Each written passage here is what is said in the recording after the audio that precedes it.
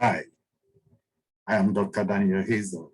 I'm a fellow of the Chartered Institute of Leadership and Governance, Ghana Chapter. I work as a management consultant with Group 5 consulting firm. Group 5 consulting firm is an international management consulting firm. Let me take this opportunity to thank the leadership of CILG Ghana for the opportunity to be part of the distinguished speakers for this year's Leadership Week under the theme, Building Trustworthy Leadership for Global Transformation. Now, under this broad theme, I've chosen to discuss the topic, the role of ethical leadership in national transformation. Let's begin with some definition. According to Wikipedia, ethical leadership is leadership that is directed by respect for ethical beliefs and values, and for the dignity and rights of others.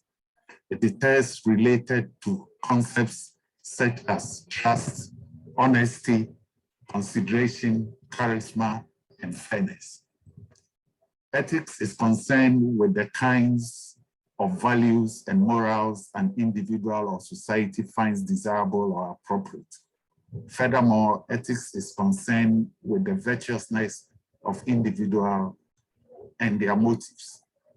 So a leader's choices are also influenced by their moral development. According to Brown et al.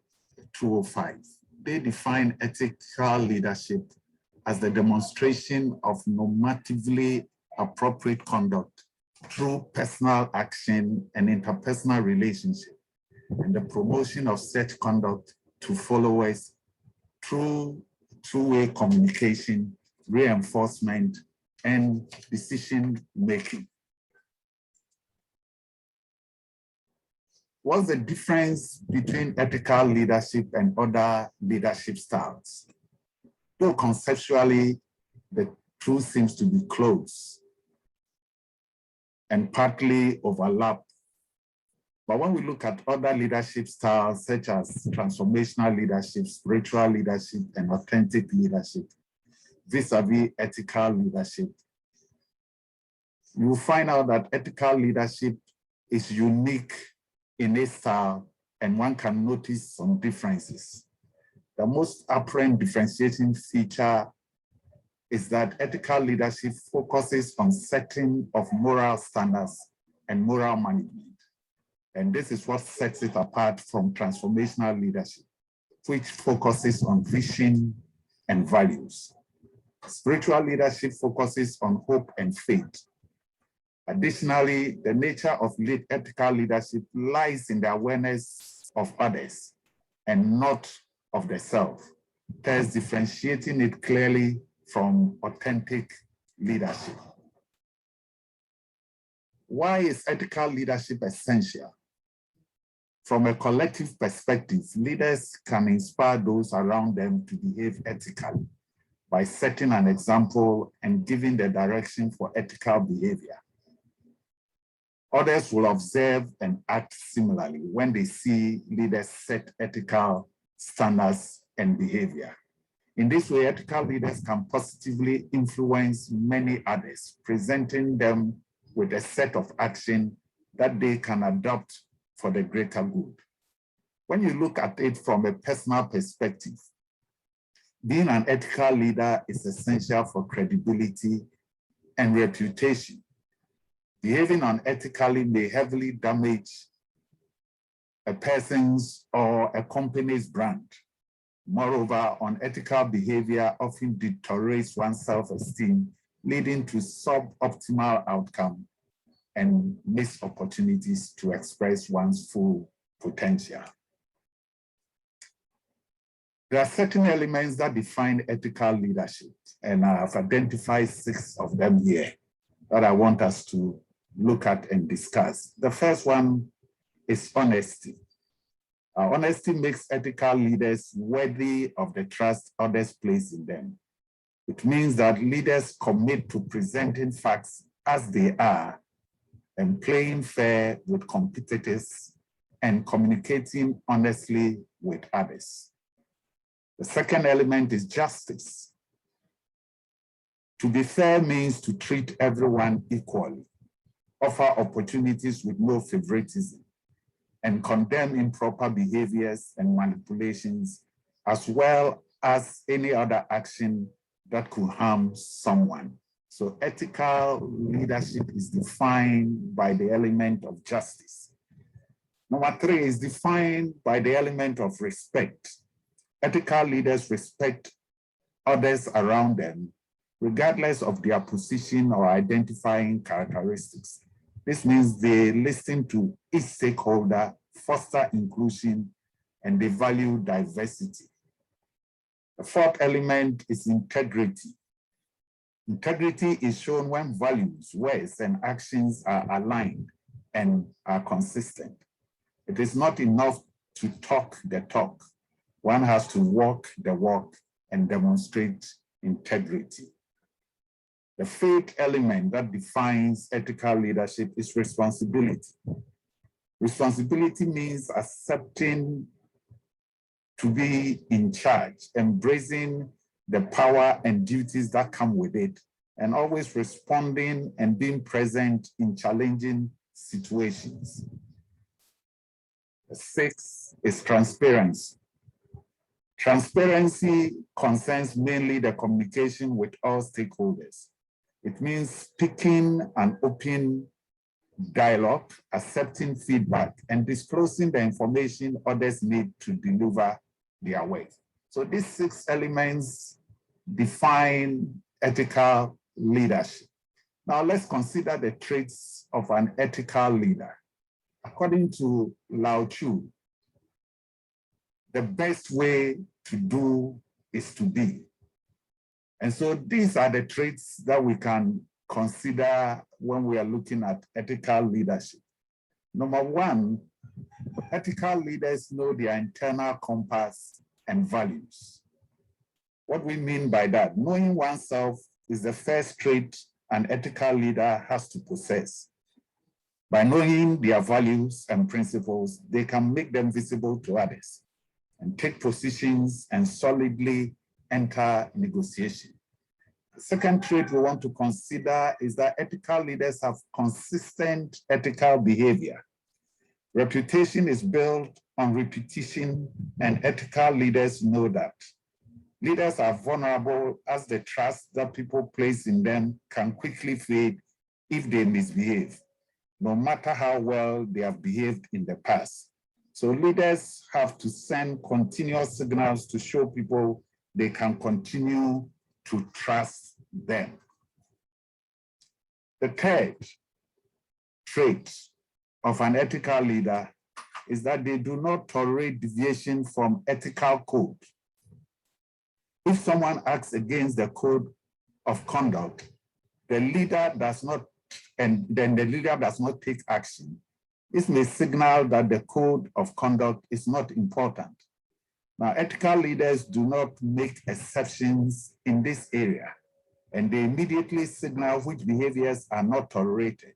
In doing so, they build consistency and credibility and avoid confusion and doubts about accepted behaviors. Number 3,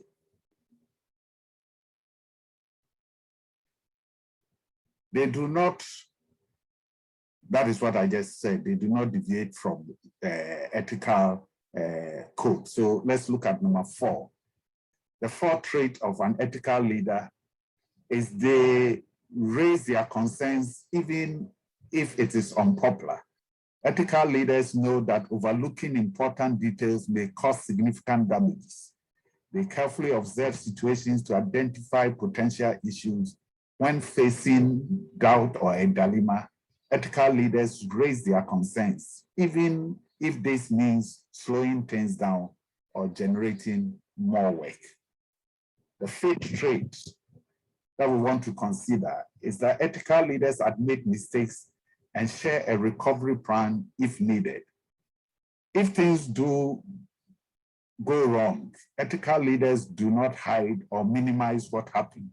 Instead, They own their mistake, apologize, find ways to solve the issue, and share all possible recovery plans with stakeholders. This shows they care.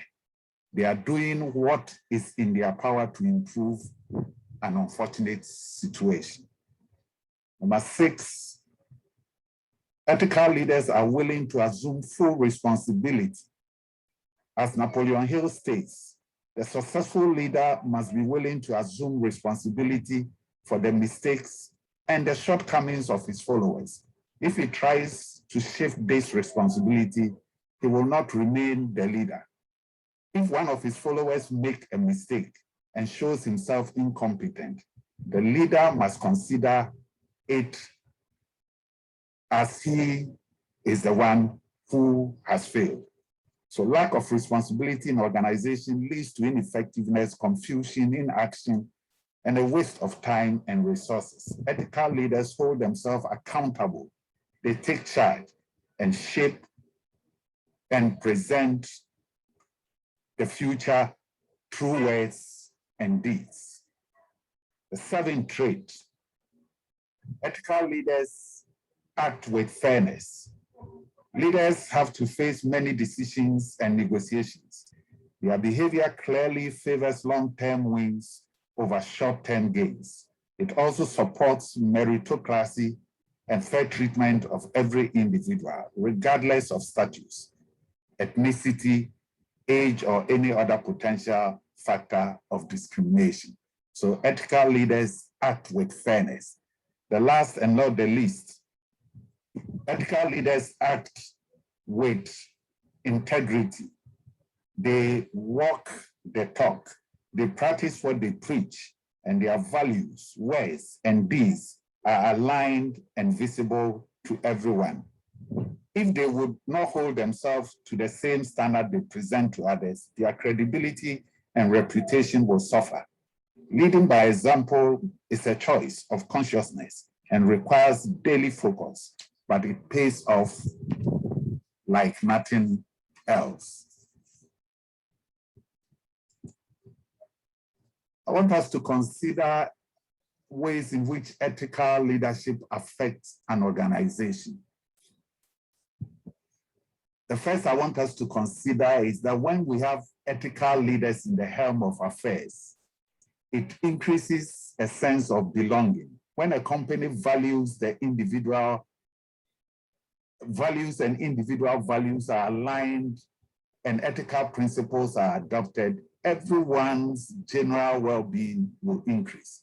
This leads to a positive atmosphere which reinforces and fosters ethical behavior, creating a virtuous loop where everyone will feel at home and in the right condition to give their best.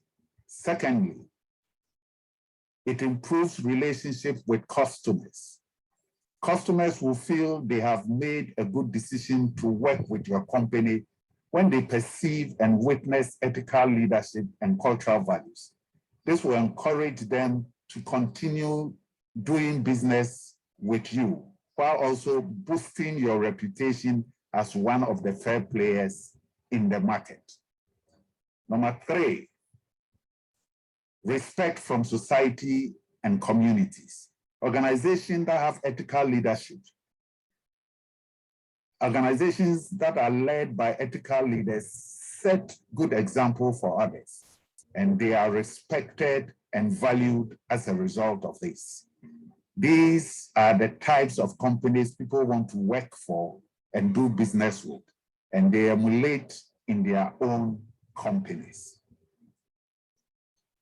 The next is that ethical leadership supports in times of crisis. The world changes rapidly and companies may face many challenges, but people want to see ethical leaders and the companies they work for thriving. So having leaders who behave ethically and act with kindness and respect can be the ticket of getting through tough times. The 5th, ethical leaders in the helm of affairs in organization can lead to loyal employees. When leaders are fair and just, team members have one less incentive to move elsewhere. Ethical leaders provide the optimal setting for employees by inspiring, developing, and establishing a culture of trust and respect. This leads to significant benefits like turnover, higher productivity, and loyalty. The next is ethical leadership affects organization by improving upon the morale. Strong emphasis on values and ethics creates a positive work environment that fosters an overall mood and a higher understanding among individuals. When the roots are solid, the stress and tensions of daily business are like a wind on a stable tree. People usually feel the roots and know if they can rely on them and feel confident, or if they will not have to keep their guards up. Ethical leadership in the helm of organization leads to higher stability on the market. What do we mean by this? Organizations with ethical leaders are at lower risks of sudden crisis due to internal factors. This usually is acknowledged and appreciated by investors. Last but not the least, ethical leadership affects organization by promoting higher motivation. When each team member knows that the company is operating ethically and for the benefit of the greater, they will want to do their part to further the company's mission. So, ethical leadership and national transformation. How does ethical leadership influence national transformation?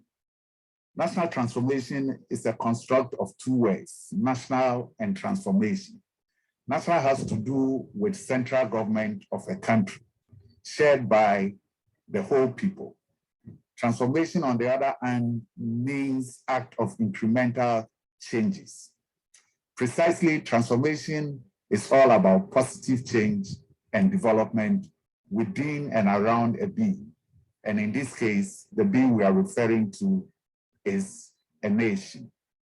Now, the linkage between ethical leadership and national transformation finds expression in the vision of a leader who can inspire national consciousness around the aspiration of the citizens of that nation. I personally consider the elements that I discussed earlier on, the elements of ethical leadership and the traits of ethical leaders. I consider these traits and elements as very critical for national transformation at the organizational level, institutional level, and ultimately at the political governance level. For me, these imperatives show that the very idea of leadership must necessarily rest on ethics. And when you remove ethics from leadership, what we will have will be a cartel of individuals who are pursuing their parochial interests at the expense of society.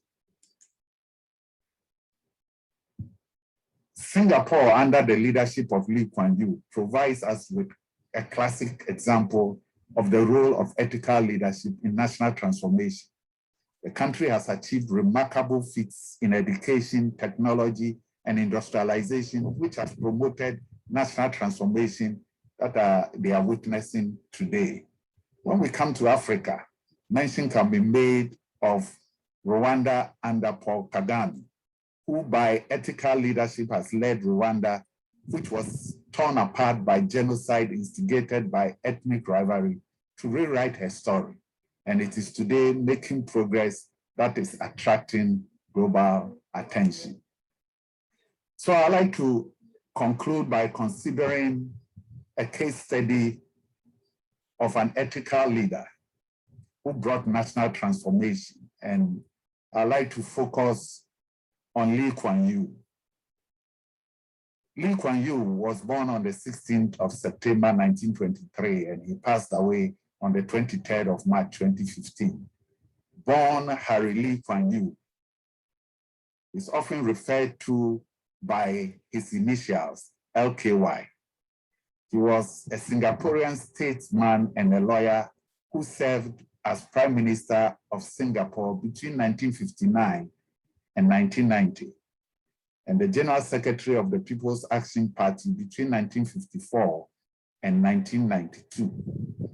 He was the Member of Parliament for Tanjong Pagar from 1955 until his death in 2015. Lee is widely recognized as the nation's founding father. When it comes to ethical leadership and national transformation, the belief in the importance of ethical behavior was one of the cornerstones of Lee Kuan Yew's philosophy in terms of catalyzing development of Singapore. He has been proven right, as it is highly ethical government, and as at now, the Singaporean government ethically has brought about great success, and it has lasted all these years from the time of Lee Kuan Yew till now. And in the recent corruption perception index, Singapore came forth as the least corrupt government in the world. And this was in the 2021 Corruption Perception Index. Corruption is virtually non-existent in Singapore. And this helps the economy to allocate resources much more efficiently and allows for investors and business people to have a greater certainty to take a risk with their capital and time. They are willing to do so because they know at the end of the day, the best ideas and service and execution of those ideas and services will win out and not be a function of who pays off the people in power. Now, when we have a corruption-free government, it allows the cream to rise to the top and allow for living standard to rise as resources can be allocated to their highest and best use. At the heart of everything Lee did for Singapore was putting Singapore first and never taking its survival for granted. To do this, he knew he had to attract the best and the brightest into the government and to invest and develop Singapore. Lee was intensely focused on ensuring that he had the right people in the most important position. And this is what Lee said concerning choosing the best to be in the right position. He said, you either have the talent or you do not. My job is to find out quickly whether a person responsible for the fate of over 2 million Singaporeans has got it in him or her. If he or she does not, I am wasting my time. The question is, what did Lee believe was required to make a country like Singapore great? The following characteristics represents a good summary of the keys to a country's development and progress according to Lee. Lee believes creativity of leadership was key. Willingness to learn from experience elsewhere, which he referred to as pragmatism, was essential. He believed the implementation of good ideas quickly and decisively through an efficient public service was something required to make Singapore great. He was convinced that leadership needs to convince majority of the people that tough reforms are worth taking. And lastly, Lee believed that highly ethical behavior was key to making Singapore great. Lee believed that leaders must be open with their citizens about what they are trying to achieve, why it is important and beneficial, and prepare them for any sacrifices that may be necessary to bring them to fruition. Lee believed that sacrifice is inextricably tied to economic growth. He said the following, and I quote, Citizens must be prepared to support the leaders they voted for by making the effort and accepting the discipline and sacrifices necessary to achieve agreed objectives. The less effort and sacrifice people are prepared for, the less economic growth. The looser the social discipline and the more diffuse the consensus, the weaker will be the performance and the lower the productivity, unquote. As previously mentioned, Lee believed that ethical leadership was a vital competitive advantage because it is relatively rare and yet so important to attract the best people and investor capital to support a country's growth. And this is how Lee framed it, the importance of ethical leadership in national transformation. And I quote him again: all countries can harness information technology and air transportation and join the global trading community in goods and services. It helps to close the gap between advantaged and disadvantaged countries. But one X factor remains a key differentiator, especially for developing countries. That is ethical leadership. A clean, efficient, rational, and predictable government is a competitive advantage, unquote. As with most important issues, Lee was far ahead of his time in seeing what trends would be very powerful and the impact of them would be on the country. So for example, he knew that there was a great race of science and technology which can later turn to be a Frankenstein monster. And these must be developed and harnessed without losing touch with people's core ethical values. So this is what Lee taught when it comes to using science and technology. And I quote him again: people must stay abreast of the state-of-the-art technology, but must never lose their core values. Science and technology are decisive in determining future progress, but they should not be allowed to break up families that have to imbue children with a strong sense of social responsibility and the conscience to distinguish between right and wrong, unquote. He also was well aware that over time, Singapore must open up more, but he was very cognizant of the risks of doing so. And the most important way to minimize problems associated with this was to adhere to the country's strong values. And again, I quote Lee: the process of opening up may make our society more unruly. The gravest challenge will be to protect the values we cherish. If we want to thrive in the modern world, then you must not be afraid, unquote. As Singapore has become more advanced and better educated, Lee knew that growth and improved living standards will only resolve if human capital was delivering goods and services demanded by consumers and businesses. This has required that Singapore has a workforce that is knowledgeable and innovation-oriented, even in its dominant manufacturing sector. So Lee determined that the following characteristics were necessary for the workforce of the 21st century to be successful, to earn high returns for their labor and to improve living standards. Lee believed these characteristics were: number one, the workforce must depend more on their own knowledge and skill. They must manage their own control systems. They must be able to supervise themselves. They must take upon themselves the responsibility to upgrade. The workforce must be disciplined. They must be able to think on their own. They must seek to excel without someone breathing down their neck. They must be enterprising and innovative. They must always be seeking new ways of doing the job. They must create extra value, and they must create extra edge. Singapore is truly a first world city-state, an economic miracle.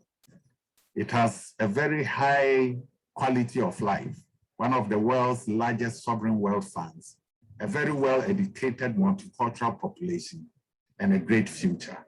Lee Kuan Yew's story shows us the importance role leadership plays in national transformation. But more importantly, ethical leadership is a competitive advantage and a catalyst for sustainable transformation. I believe you've learned some leadership nuggets from this discussion. And I'd like to thank you for your time. It's very much appreciated. Thank you.